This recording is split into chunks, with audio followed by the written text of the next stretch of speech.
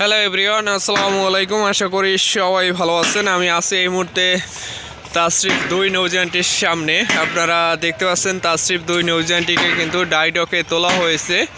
তো ডাইডকে তোলার কারণ হলো নৌযানটির বেশ কিছু সংস্কার কাজ করা হবে, যার কারণেই কিন্তু নৌযানটিকে ডাইডকে তোলা হয়েছে। নৌযানটির তলদেশে রং করা হবে।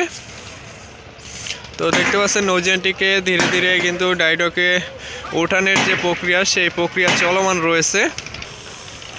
তো দেখতে পাচ্ছেন নৌযানটিকে উপরে ওঠানোর জন্য কর্মীরা চেষ্টা করতেছে।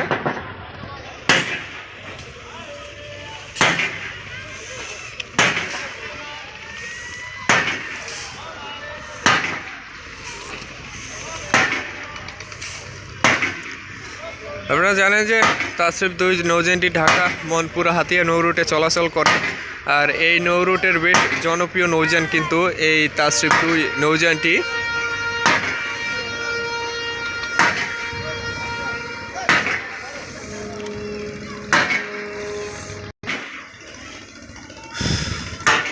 তো নৌযানটি উপরে উঠানোর পর নৌযানটির তলদেশে রং করা হবে, পাশাপাশি নৌযানটির ভিতরে আরও বেশ কিছু সংস্কার কাজ করার কথা রয়েছে। তো যে কাজগুলো করার জন্য নৌযানটি এই ডাইডকে তোলা হয়েছে, সেই সমস্ত কাজগুলো সম্পন্ন করে নৌযানটি কিন্তু পুনরায় আবার সার্ভিসে ফিরবে তার নৌ রুট ঢাকা মনপুরা হাতিয়া নৌ রুটে।